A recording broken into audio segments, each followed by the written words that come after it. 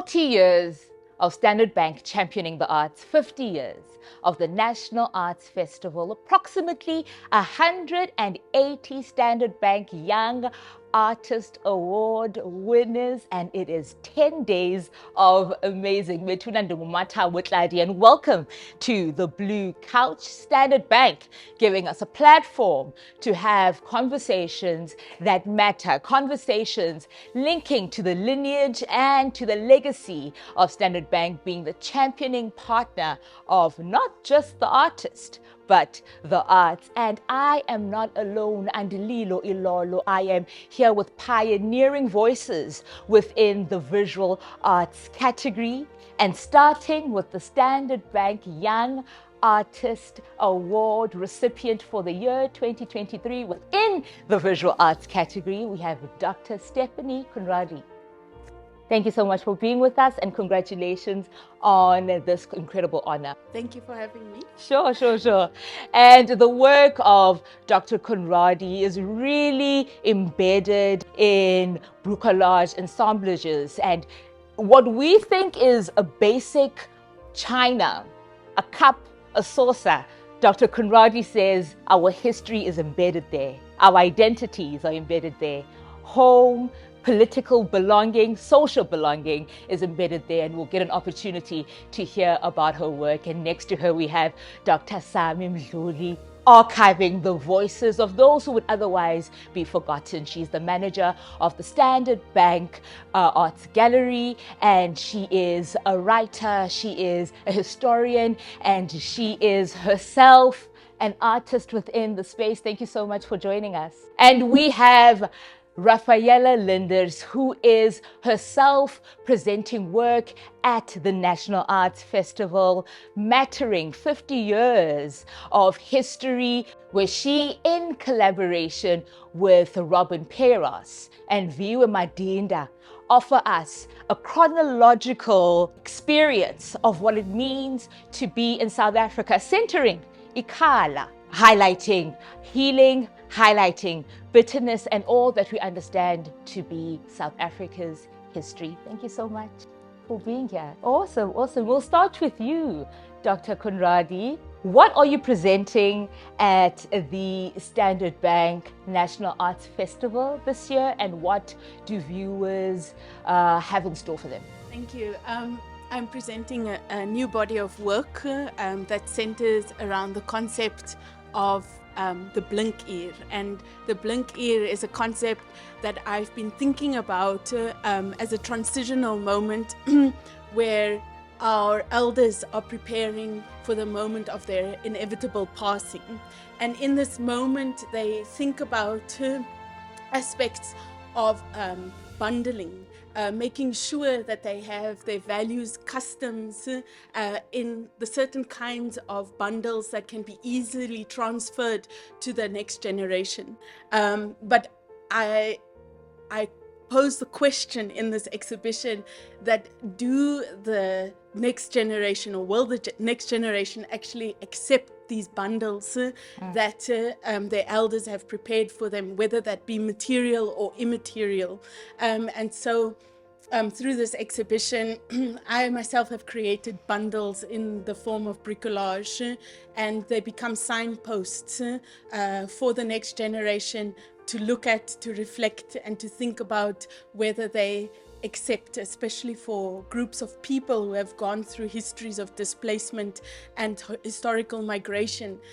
You know, there's always a moment where they create new bundles for themselves in those moments of dislocation and transition. And so there's always an inevitable new bundling that happens. So I'm thinking about those aspects of creativity and creolization as we move along in this Blinkuur, an inevitable cyclical Blinkuur. And that's the concept of the exhibition. In creating these bundles, Dr. Conradie, are you creating them with the consciousness of, are you tailoring the bundles for the next generation, or are you tailoring the bundles to really be representational of where you are now?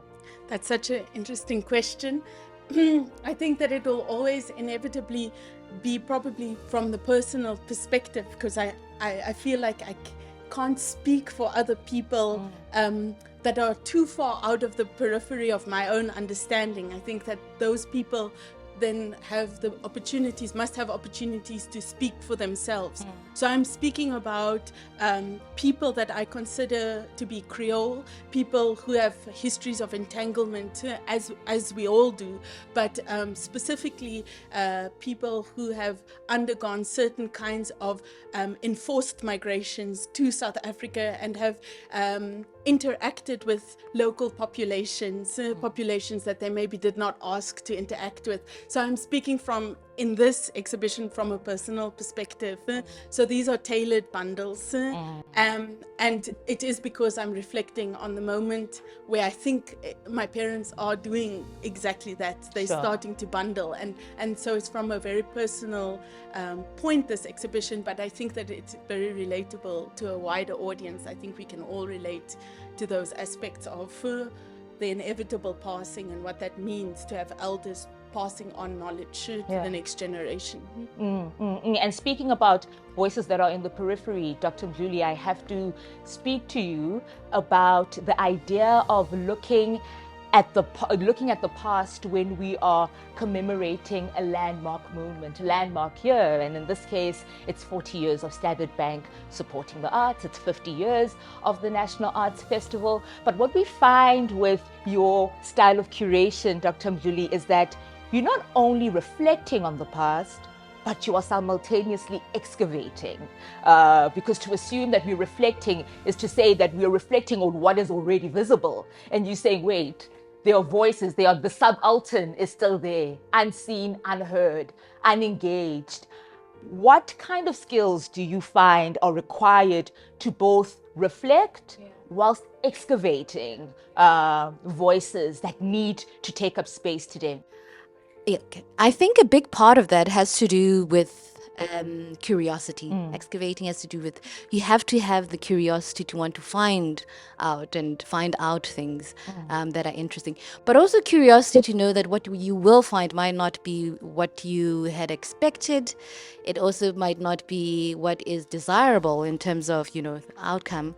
It may be, challenging in terms of what is the truth, So the work of excavating and archiving and, taking our stuff from the archive, you have to have a little bit of also honesty with and openness to be able to know that what you are going to excavate might not be pretty, so to speak. Give us a little bit of the tea with regards to you walking into the archives with a position that's like, this is truth, and the archives say, well, not entirely.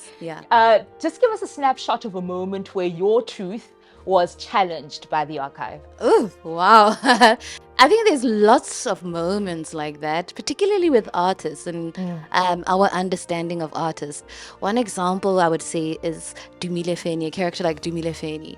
I think a lot of art student or artists that know about him and his name, because of course he's a well-known, household name, but a lot of people don't actually know who Dumile and his kind of erratic way of making art was.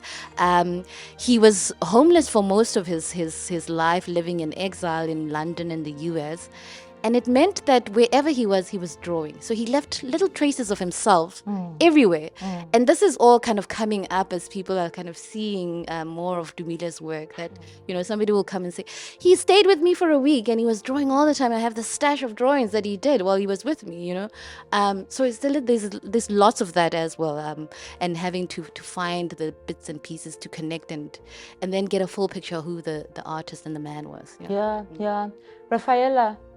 Ikhala, being the central fixture of your joint exhibition at the National Arts Festival, without necessarily speaking on behalf of Viwe or Robin, how did you all come to, center this particular plant for your exhibition? I don't know if you drove into Makanda or did you fly in? We drove in. Yes. And if you come from Joburg and you drive in, you can actually see the Ikhala, and it just bursts into bloom in the middle of winter, and it's exactly how the festival happens. People suddenly come and there's life, there's color. yeah, so that's why we decided to connect it back to land. And I'm just going to relate to what Same was speaking about, or the question you asked about uncovering, discovering and uncovering truths and non-truths. We had the task of going through the NAF's archive, 50 years of the archive, and where do you start with that, and whose voices do you speak about, and where do you even begin with something like that? So we really had to approach it from a from a curiosity, but also aware that we might discover things that are problematic or difficult to deal with. And the approach we took was to really speak to the idea of space-time mattering, about space, time, and matter, and how things are connected and entangled over generations. And rather than separating the decades, 5 decades, they are all interlinked, and the pasts affect the futures. So for example, shall I give an example? Sure. For the first decade, the festival started to promote settler history and the English language. And the archive that we had of that was just the programs and a few pictures. So how we were questioning, how do we speak about a history without perpetuating colonial perspectives stuff? So what we decided to do is to bring collage artist Francois Knutzer and Dudu Lamola to come and host a workshop with people from in the town, from different generations, so that we could take the archive and we could re-look at it and we could revisit it from a collage perspective. So this exhibition not only was representing the archives, but really rethinking the archive and creating new works from the past. Yeah. Dr. Conradie, I have to ask, the Standard Bank Young Artist Award for many practitioners is a thing that is idolized, it's a thing that is coveted, and you moved from perhaps idolizing it to now owning the position of being on the 2023 roster. How has it been creating from that perspective, knowing that you are touted as a voice of a generation, you are touted as an artist representing the voices of your peers? I must say it was very daunting because I know that we're living in a decade, should I say, of artists that are producing very important, poignant work, but also pushing the boundaries of what we understand as artistic practice and relating it back to South Africa's fraught history over and over again. So to have been awarded this was it was also a moment of reckoning for me to think, where does your work fit into this important political moment, and how does the work that you're making speak about this generation that's trying to push also the boundaries of not only humanitarian disasters but ecological disasters as well, and it comes up quite a lot and in many different shapes and forms.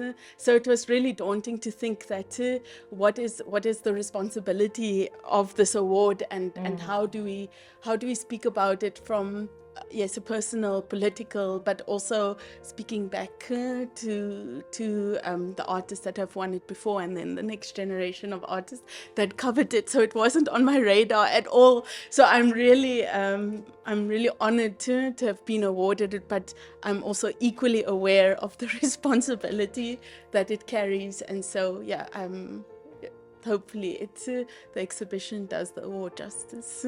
Yeah. And Dr. Mbili, I want to take advantage of the fact that you are in the room representing Standard Bank in really intimate ways as the manager of the gallery. Having a gallery with the kind of work that exists in there, to you, what does it narrate about Standard Bank's conviction about visual arts? I've always thought, a lot of collections and acts of kind of sponsorship to the arts start in a serendipitous kind of way. It's somebody sitting at dinner, and then there's a chairman who says, I love art, I love this, and then the collection starts. But in that, I think there's a level of having foresight and being quite visionary in knowing that in the future, what you are doing will have an impact, a bigger impact. And an example is the African art collection, for example, that we jointly own with Wits. It was started in 1978 as a way of curbing this the mass exodus of material culture leaving the continent and the country. And so, they start this collecting the stuff to keep it in the continent, in the country. 40 years later, we are now sitting with a collection of over 6,000 items of like incredible material culture from Southern Africa, but other parts of the continent as well. For me, that takes foresight and a level of being visionary. Yeah. And I think Standard Bank has been in their approach to sponsoring the art. That is one, I think, character or characteristics that is worth applauding them. Yeah. Rafaela, when looking at the visual art performances or pieces that are here actually in Makhanda now, which ones are stand out for you? Oh gosh, that's a hard question. The visual art program director, that's very hard to say. But they are, obviously Stephanie's. We've been working with her for the past 2 weeks, and it's just been such a great honor and such a pleasure to. And also we very much want to transfer our skills, so we have a gallery assistant, so that the gallery assistants come and learn from the artists and stuff. And Stephanie has been really great in inspiring the young artists, in their work, But the other shows, there's the Abyssal Zone by Christine Dixie, the work there.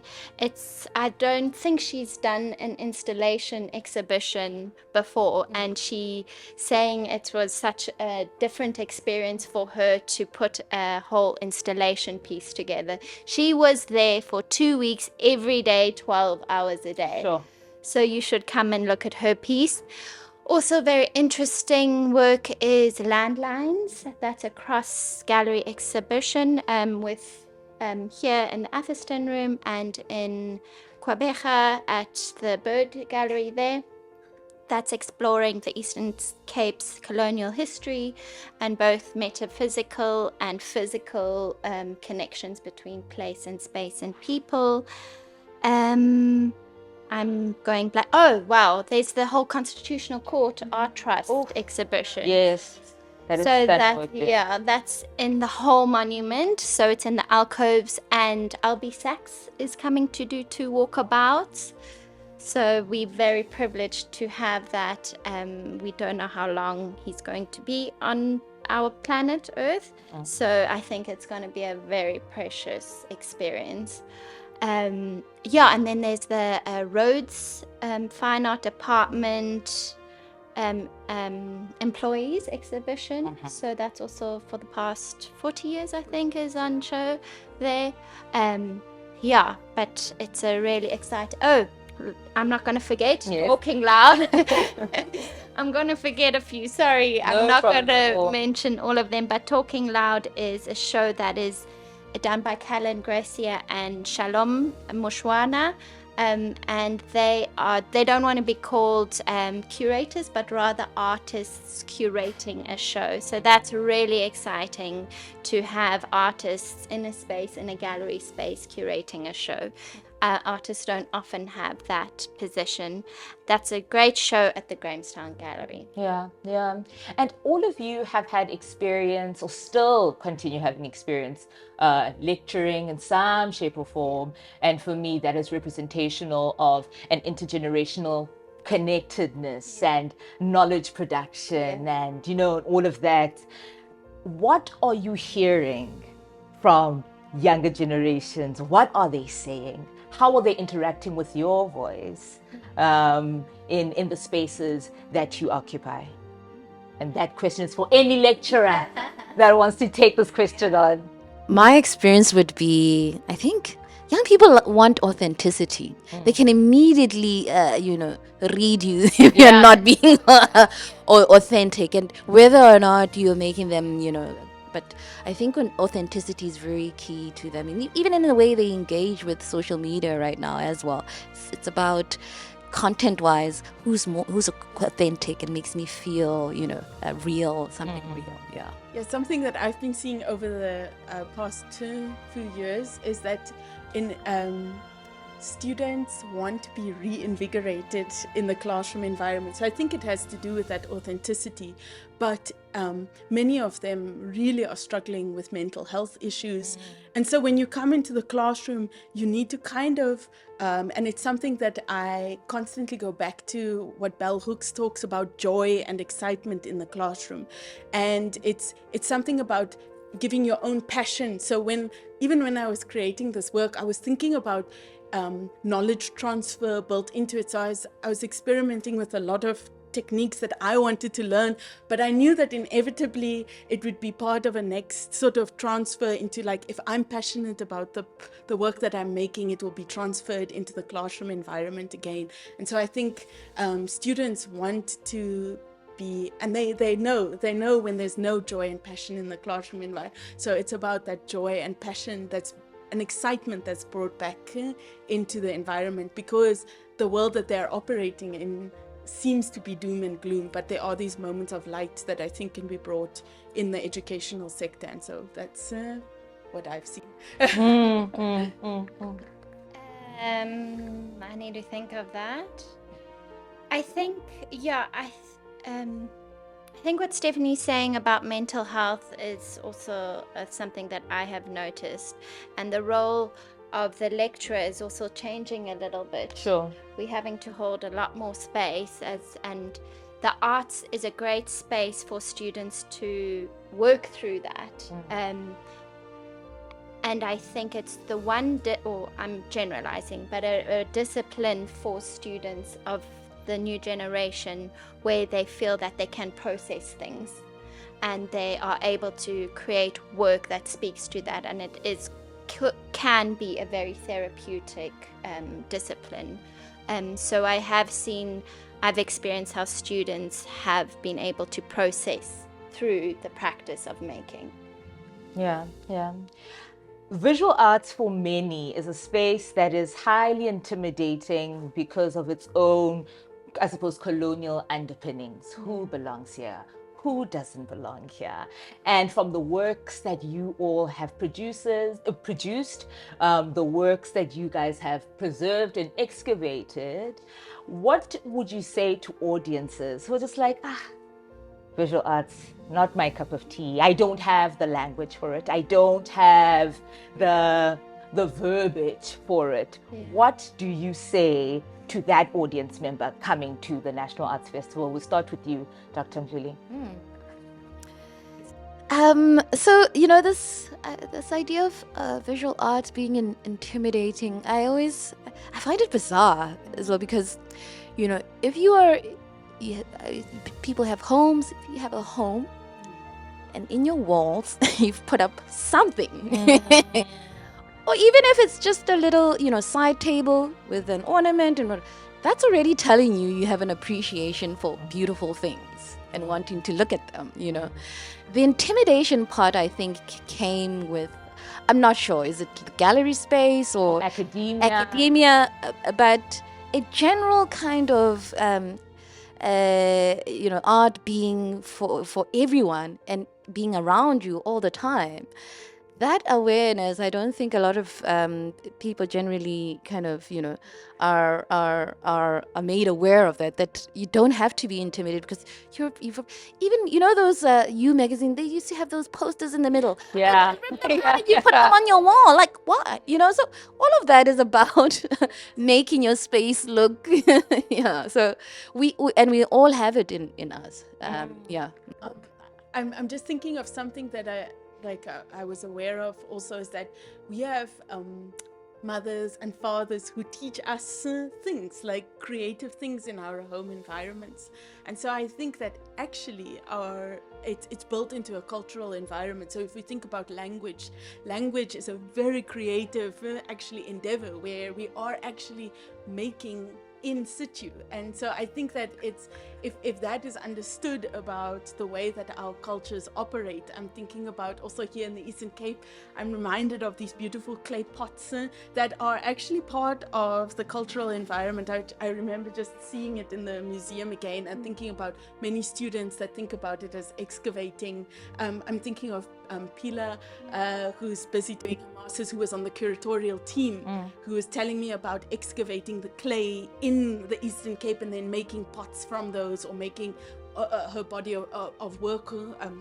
And so I'm thinking about the fact that actually it's embedded in a cultural environment, in different cultural sectors. And so and that's what artists today are also doing. I think that's also something about the younger generation, just to circle back to the previous question, is that they understand that they can excavate their own cultural histories, social histories, the environment, and from that understand that their ancestors have actually been creating for a very long time. And so maybe that to be aware of the fact that creativity is built into the way that we operate, the way that we make meaning, might be a way of like taking away the sacred, because I think that's what museums try to do, is that they made art pieces sacred, and it's about that kind of like bringing it into the home environment, putting it next to its breaking down the fourth wall. Exactly, breaking that down and understanding that it's embedded in the way that we operate. Yeah,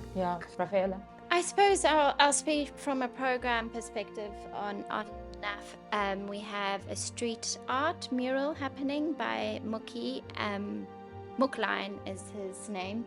So I suppose that's also about bringing some form of visual outside of the gallery space and outside of the museum, and I think the National Arts Festival also does that in a way, especially in the way of the Black Power Station. We often have exhibitions there, and also the monument being an open space.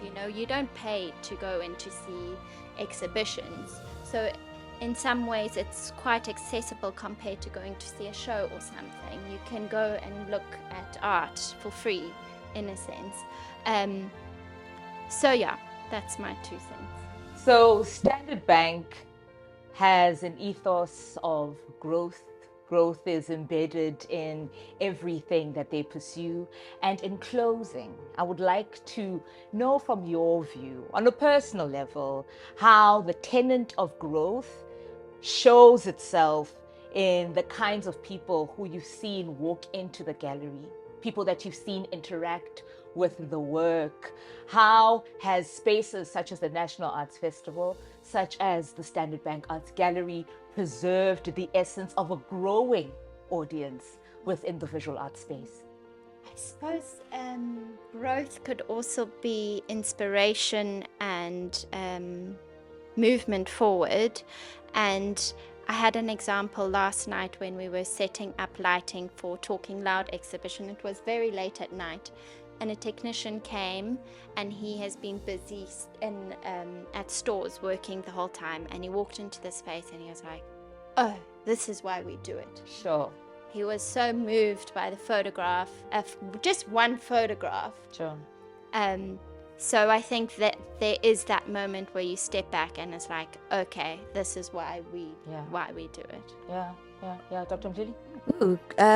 Growth, certainly from a Standard Bank point of view and personally, I would say is how the art has the ability to connect to others, particularly other African regions, which I think is an area we have neglected in South Africa based on our history, obviously, of being isolated and not.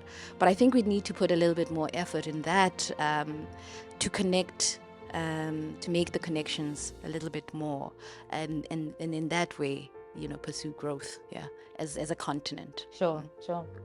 from my experience, I've been here for about like 6 days or so, and I was just astounded at how much growth was built into the very essence of the program, where the students came to assist putting up the work. They had such insights into the installation process, into reading of the work, and so I think that was like really like quintessential part of my experience of the festival now, was understanding that educational part is actually built into the program, and that these students get this amazing opportunity to actually know from a student perspective what a festival looks like, and build that into, because I could hear them talking.